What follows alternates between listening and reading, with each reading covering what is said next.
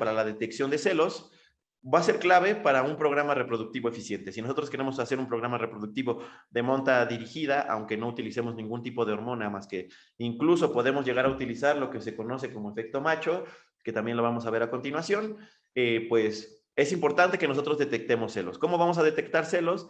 A veces no es posible que nosotros estemos viendo a los animales todo el tiempo. Lo que yo siempre recomiendo es no tener al macho todo el tiempo con las hembras, porque llega un punto en el que para el macho ya las hembras no van a ser novedad. El comportamiento del macho va a ser convivir como si fueran compañeras suyas de corral, como si estuviera con machos, y el que una hembra entre en calor se nos va a empezar a pasar. Nosotros vamos a decir que el macho ya no está presentando pues buen líbido. Es parte también de la estacionalidad reproductiva. Si nosotros queremos trabajar con machos en el caso de estacionalidad reproductiva, cuando se trata de inducir calores, casi siempre es porque nosotros vamos a inseminar. Porque, ¿cómo afecta en las hembras la estacionalidad reproductiva? Las hembras no van a ciclar y los machos van a bajar el líbido y también va a bajar la calidad de sus espermas. La calidad del semen va a bajar. Entonces, lo ideal es que nosotros hagamos el empadre cuando no esté la estacionalidad reproductiva. Lo vamos a usar en monta controlada e inseminación artificial. Entonces, en este caso, la detección de celos, cuando ya no estamos hablando de inducción, sino de manera natural, lo vamos a utilizar para que nos diga qué hembras están en celo, y en el caso en el que casi siempre se pueden llegar a utilizar, se utiliza mandil. ¿Por qué vamos a utilizar mandil? Porque lo ideal es que nosotros tengamos al macho apartado y que si bien nosotros queremos crear un efecto positivo en las hembras y queremos cargarlas, este macho entre solamente mañana y tarde. No hay ningún problema con que solamente entre mañana y tarde. También muchas veces llega a surgir la duda de cuántas montas le tiene que dar a mi hembra para que quede cargada. Hay algunos productores que lo dejan al macho todo el día y está monta tras monta, tras monta, tras monta. No saben ni cuántas fueron, el macho ya sobretrabajó a esa hembra.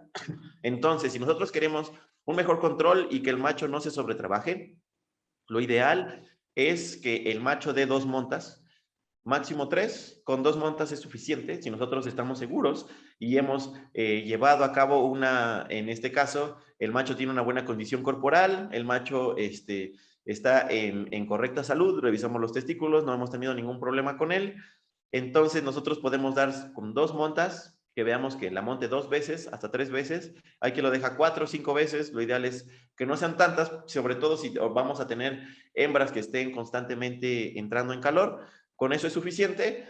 Y como las hembras les dura, en este caso, entran en calor, suponiendo a las 9 de la mañana, tenemos un lapso de 24 horas para nosotros para poder encontrarla. Si en esas 24 horas nosotros no hicimos una detección eficiente de calores, ahí vamos a tener problemas porque el tiempo que se va a traducir en dinero porque estamos alimentando a esa hembra y no está gestante, simplemente está repitiendo porque yo no estoy llevando a cabo una detección correcta de celos, entonces no vamos a tener resultados positivos. En el caso que se lleguen a utilizar carneros con pene desviado o que estén vasectomizados.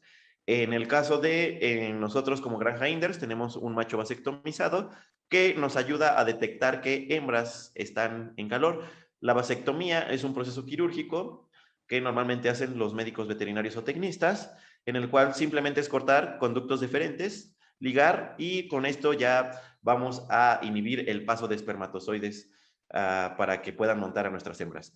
Porque a veces, no siempre llega a pasar, cuando a veces no nos llegan a hacer bien la desviación del pene, esto pasa más en cabras que en borregos, pero hay incluso algunas cabras, algunos machos cabríos, que llegan incluso a ser mañosos y aunque la desviación del pene significa que si nosotros tenemos el pene en la zona abdominal, de donde normalmente sale el prepucio, lo que se hace es desviarle el pene, hacer un orificio a un costado para que cuando él monte, el pene esté desviado y no pueda penetrar a la hembra. Pero algunos, tanto ovinos como caprinos, llegan incluso a darse sus mañas para poder acomodar a la hembra de alguna manera en que ellos sí puedan montarla. Entonces, si yo no quería genética de ese macho desviado, a veces, pues, cuando nos nacen las crías, vamos viendo que es del que según nosotros estaba desviado y no nos podía cargar a las hembras. Entonces, casi siempre la mejor opción o la mejor alternativa es tener machos vasectomizados. Los machos vasectomizados, ellos ya, una vez que los tenemos vasectomizados, ellos ya saben cuál es su trabajo. Llegan, montan a las hembras, nosotros a los machos que ya tenemos listos para que monten a esas hembras, las apartamos y se las mandamos al macho. Entonces, es importante que se lleve a cabo este tipo de prácticas porque a veces el mandil también suele pasar que si no lo amarramos de la manera correcta, se puede llegar a desatar y entonces ahí tenemos también algún tipo de problema. El precio de la vasectomía normalmente va a variar. Aquí es dependiendo de las personas que nos hagan el trabajo. Los profesionales, pues obviamente ellos cobran por su trabajo y no podía yo darles un precio exacto porque casi no he realizado, esa práctica la he realizado, pero no siempre los productores lo piden. A veces piden más que sea simplemente el uso de un mandil. Llegan a usar incluso los costales de alimento como mandiles, los cuales no se recomienda mucho porque pues puede llegar incluso a lacerar el pene en este caso, de los borregos.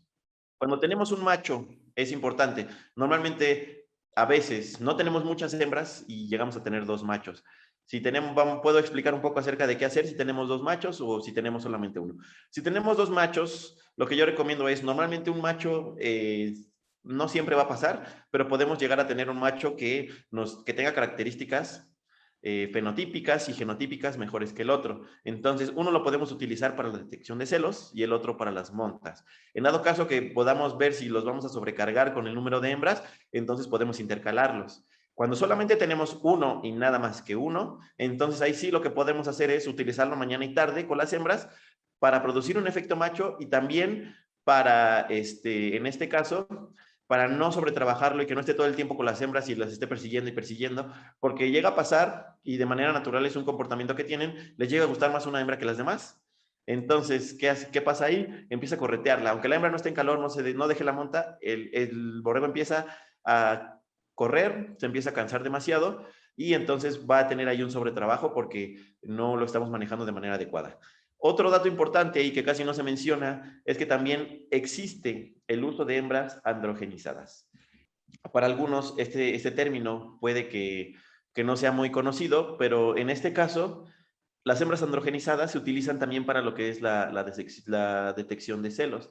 En este caso, lo que utilizan son ovejas que van para el desecho, ovejas que a lo mejor ya, si nosotros las dejamos más de 5 o 6 partos, si me estaba destetando corderos de 27, 28 kilogramos, cuando ya la dejamos, a lo mejor es importante valorar cuántos partos nosotros queremos dejarla. Lo ideal es, si nosotros vamos a llevar un poco estricto el manejo, es que sean de 5. Hay que las deja hasta 9, pero por ejemplo, ya en partos de ovejas que ya llevan en su octavo, noveno parto, antes me destetaban corderos de 28 kilos y ahora me destetan corderos de 12 kilos. Entonces ahí podemos valorar el mejor desechar esas hembras. Las hembras androgenizadas significa que son hembras a las que nosotros les vamos a inyectar testosterona para que adopten una conducta, en este caso pudiéramos llamarle lésbica o en este caso homosexual. Entonces, estas hembras androgenizadas, pues el tratamiento es muy económico y lo que se hace es inyectarle esta testosterona para que entonces las hembras androgenizadas actúen como un semental en el periodo en el que nosotros pues queramos utilizarlas. Entonces, se ha hecho muchos estudios en ovejas pelibuey, donde ha dado bastantes resultados cuando nosotros no tenemos cómo detectar celos y sobre todo si no queremos sobretrabajar a alguno. Este tipo también de manejo de nuestro rebaño, en este caso del manejo para androgenizar a las hembras, la pueden realizar los médicos veterinarios. Ahora bien, el empadre. Nosotros vamos a ver un poco acerca del empadre. Y como vimos, ya vimos la época reproductiva, entonces, si nosotros queremos llevar a cabo lo que les estoy presentando a continuación, vamos a tener un intervalo de 8 meses entre un parto y otro. Eso quiere decir, nosotros vamos a empadrar en marzo, la gestación va a ocurrir hasta el mes de septiembre, donde vamos a tener partos, van a lactar 2 meses, en diciembre la volvemos a empadrar para que en enero otra vez me esté pariendo, en junio perdón, en enero las vamos a empadrar para que esté gestante y en junio vamos a estar esperando partos. En septiembre la vamos a volver a empadrar y así nos vamos a estar llevando, en este caso, pudiéramos llamarlo un esquema acelerado de partos. ¿Por qué es recomendable y por qué no? Es recomendable por el intervalo entre partos. Obviamente vamos nosotros a tener mayor cantidad de ovinos, de corderos, El problema es que vamos a desgastar más a las hembras. Si nosotros íbamos a tenerlas por una cantidad mayor de partos, nosotros vamos a desgastarlas más y tendríamos que desecharlas un poco más antes del tiempo óptimo o del tiempo normal en el que nosotros pudiéramos desecharlas. Se va a necesitar mucha disponibilidad de instalaciones, precisamente porque es un control en el que vamos a tener que organizar por lotes. Estos lotes ya están montados, estos lotes están gestantes, estos lotes los acaban de diagnosticar, este lote lo acaban de, en este caso, de pasar a su último test de gestación y ahí va a parir. Estas acaban de parir y están lactando, estas otras hembras ya están por destetar. Entonces va a haber mucha disponibilidad de instalaciones y también mucha disponibilidad de alimento porque vamos nosotros a estar, pues en este caso, dividiendo o clasificando la alimentación por la etapa fisiológica de la hembra. Hembras que estén gestantes, hembras que estén en mantenimiento, que estén recibiendo las montas, hembras que estén lactando, los corderos también vamos a necesitar alimentación para ellos. Y si no tenemos la disponibilidad de ambas cosas, podemos empezar a tener problemas. El espacio casi siempre va a ser un problema y sobre todo la disponibilidad de alimentos. Últimamente, en los últimos años, la disponibilidad de forraje ha ido variando bastante y sobre todo el precio. El precio a veces varía bastante, entonces se suele convertir en algo que no es muy rentable para las personas que las producen y entonces prefieren dedicarse a otra cosa. Entonces, en este caso, en este esquema pudiéramos llamar un esquema de partos acelerados, nosotros podemos ver que lo ideal sería utilizar tratamientos para la inducción de calores. Entonces, ese es otro costo que también tendríamos que absorber. Si bien vamos a tener la mayor cantidad de corderos, también nosotros vamos a tener pues una mayor inversión, que si bien se va a pagar con los corderos que nosotros vayamos a tener, sí tenemos que tener en cuenta y en consideración todo este tipo de manejo.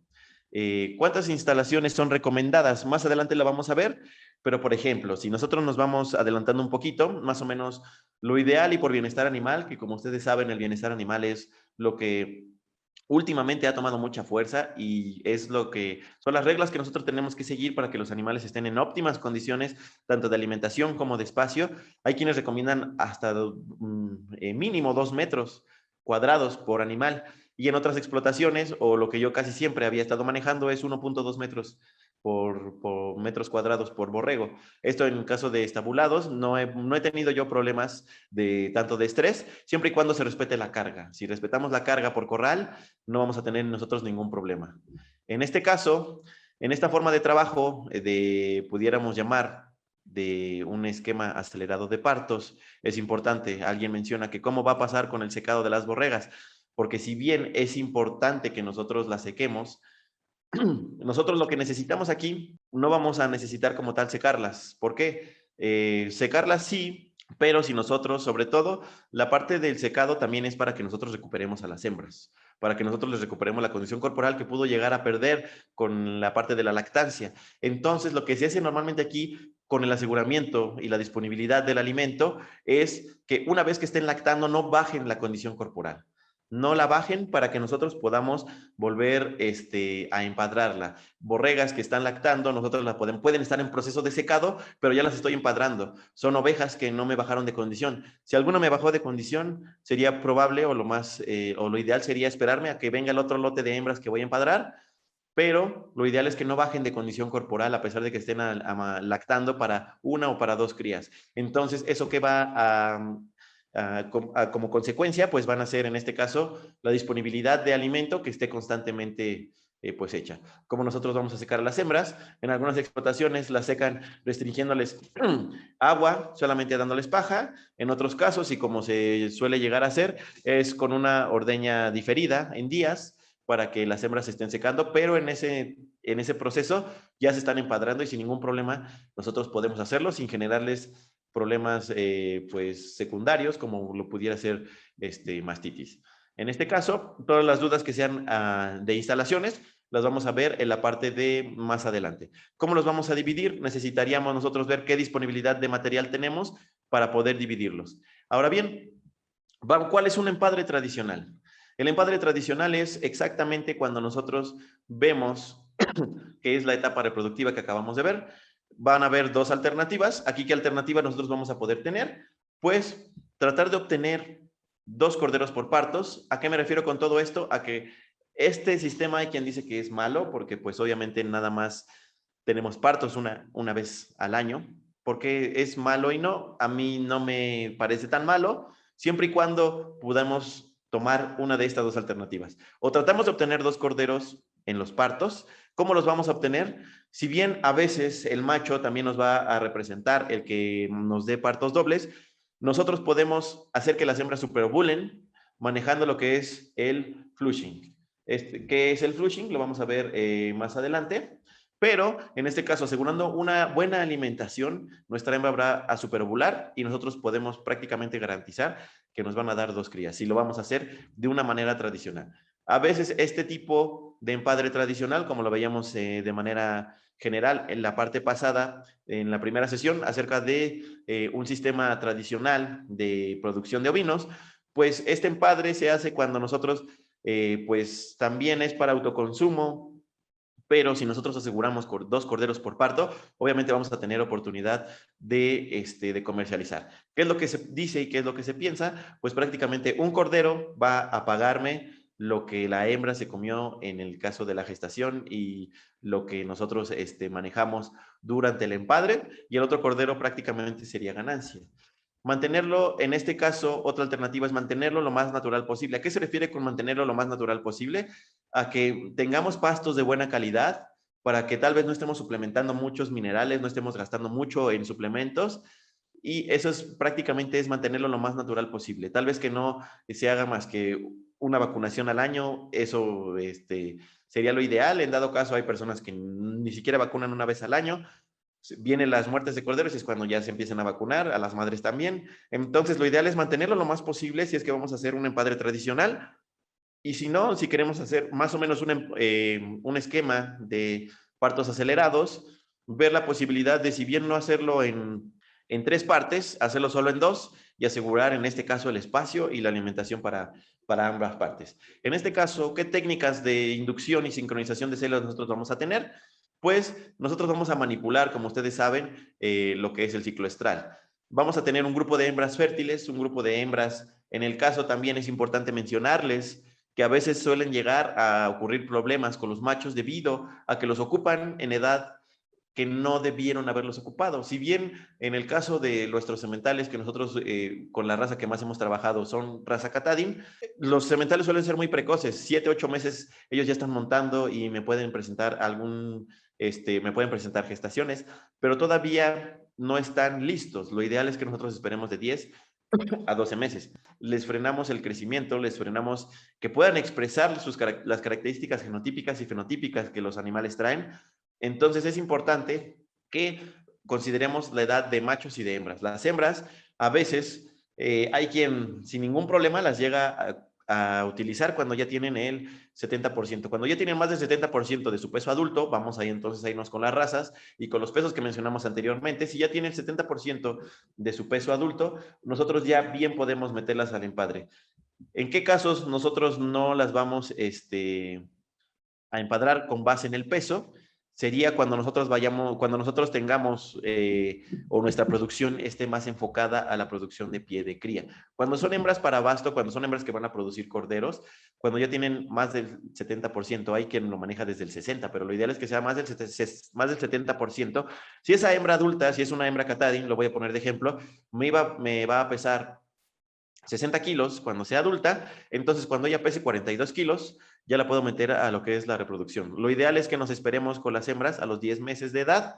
Hay quien a los 8 ya las está empadrando, no hay ningún problema. Cuando se trata también de hembras que son de registro, de hembras puras, lo ideal es esperarnos a edad y no guiarnos por el peso. Vamos nosotros a inducir el celo, vamos a determinar en qué momento lo vamos a hacer, eso es importante. Normalmente cuando yo sincronizo, y si es que alguien, en el caso de cualquier productor, nos van a asesorar y nosotros asesoramos, normalmente a veces tenemos actividades entre semana, entonces casi siempre nosotros aquí sincronizamos para que quien venga a inseminar con su equipo venga en fin de semana. ¿Esto qué quiere decir? Que si yo meto un tratamiento vamos a llamarlo así, de seeders o de esponjas, yo voy a empezar en sábado para terminar el tratamiento 14 días después en sábado.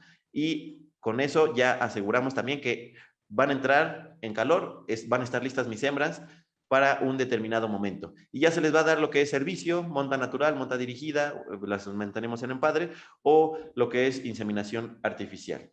¿Qué productos nosotros podemos encontrar? Como les mencionaba, vamos a encontrar bastantes productos que, si bien el que menos se llega a utilizar o el que menos de los protocolos que menos llegan a utilizar actualmente es este de aquí, que es prostaglandinas, lo que es prostaglandinas, y este MGA, que es un alimento hormonado, un suplemento hormonado que se llega a utilizar también en las hembras.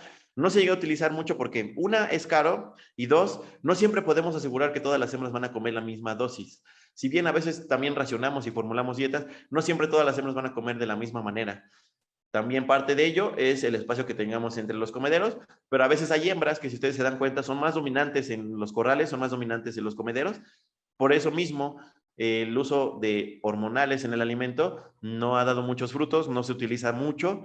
Y en el caso de prostaglandinas, sí se llega a utilizar, pero lo que normalmente se ve es que las hembras, es un tratamiento un poco más costoso, y normalmente o actualmente casi no se utiliza. Se utiliza más lo que son esponjas, que son las que estamos viendo aquí, esponjas vaginales, esponjas intravaginales, y dispositivos intravaginales, como son en este caso los CIDERS, con su respectivo aplicador. Normalmente, cuando compramos este tipo de dispositivos, viene casi siempre, no siempre, pero me ha tocado que productores que los han adquirido, siempre viene lo que es el aplicador.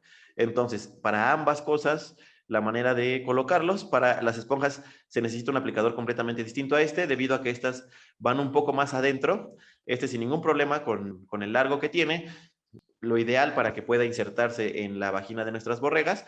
Nosotros hacemos presión, y lo que va a hacer, va a entrar de manera horizontal. Estas dos patitas se doblan, se meten aquí, y una vez que entra, vuelve a recuperar su forma, y esto es lo que permite que nosotros, que no se regrese y que no se salga de la vagina de la hembra. Pudiéramos llamar que de este lado estuviera la cabeza del animal, y en esta parte, la parte de la vagina. Este pequeño hilito de plástico que nosotros vemos aquí es con el que nosotros del que vamos a tirar para retirarlo.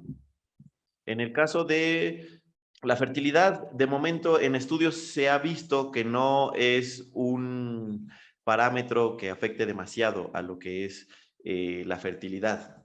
De momento, lo que se recomienda casi siempre es dejar que el primer servicio de la hembra sea, sea de monta natural, y de ahí en adelante, si quieren inseminación toda su vida, también se puede. Entonces, estos son los productos que nosotros podemos llegar a utilizar. ¿Cómo los vamos a utilizar? En este caso, ¿cómo los vamos nosotros a colocar? Pues, si estamos hablando de una esponja, hay que desinfectar el aplicador que nosotros vamos a meter, porque a veces llegamos, si bien de manera natural le vamos a causar una leucorrea, que es una infección en la vagina, es importante que desinfectemos el aplicador que nosotros vamos a utilizar. Hay que colocar pomada antiséptica a la esponja, no colocar mucha, simplemente un poco, para que también nos ayude un poco, para que pueda entrar de mejor manera la esponja. Y después de esto, lo vamos nosotros a introducir por la vagina. Sobre todo, hay que asegurarnos que la esponja quede al alcance. Con la parte de lo que son dispositivos CIDERS, no hay manera que nosotros, es muy difícil que lleguen en este caso, a perdérsenos algún dispositivo. Hay algunas borregas que se llegan a morder los hilitos de plástico que veíamos, pero aún así es más fácil acceder a ellos y sacarlos. Cuando se trata de esponjas, también es importante ver, estamos trabajando en algunos estudios para ver qué calidad de esponjas son mejores, y esto quiere ver, lo estamos analizando desde la parte de la colocación, que no se queden esponjas adheridas, que no perdamos esponjas dentro de las ovejas, porque algunas veces, si no se lleva un buen control, me ha tocado ver que hay ovejas, una oveja iba a parir y tenía un dispositivo de cuando se sincronizó. Si bien se hizo inseminación artificial, 5 meses pasó la esponja dentro de la oveja y nadie se dio cuenta, precisamente porque no se aseguraron que quedara al alcance la esponja. Entonces creyeron que la habían retirado, pero realmente quedó dentro de la oveja. Y para la parte de cuando la oveja iba a parir, estaba presentando una obstrucción debido a que esta esponja se había adherido a la pared de la vagina. Lo que nosotros podemos ver, una vez que ya colocamos esto, ¿para qué ventajas va a tener el que yo utilice este tipo de dispositivos? Lo que nosotros vamos a ver, pues va a ser la reducción del intervalo entre los partos. Esto quiere decir que nosotros vamos a tener más partos en menor cantidad de tiempo. Vamos a programar los partos. Esto quiere decir que nosotros Dependiendo de cuándo hagamos este protocolo, nosotros vamos a poder ver, o en este caso, poder seleccionar la época en la que nosotros podemos ya tener asegurada la alimentación tanto para la madre como para la cría, porque recordemos que vamos a tener que implementar el drip feeding. Entonces, de igual manera, vamos a tener mayor uniformidad del manejo del rebaño. ¿Esto qué quiere decir? Yo siempre recomiendo lotificar a todos los corderos que son para carne. Hay que lotificarlos por tamaño, porque es muy importante, porque obviamente siempre va a haber competencia y lo ideal es que nosotros de esta manera hagamos la lotificación. A veces la hacen por edad, pero yo prefiero hacerla más por tamaño, porque si bien a veces la genética que llegamos nosotros a manejar, pues en algunos casos va a ser mejor que en otros. Entonces, si nosotros notificamos por tamaño, vamos a tener una mejor y una mayor uniformidad en este caso, del manejo del rebaño.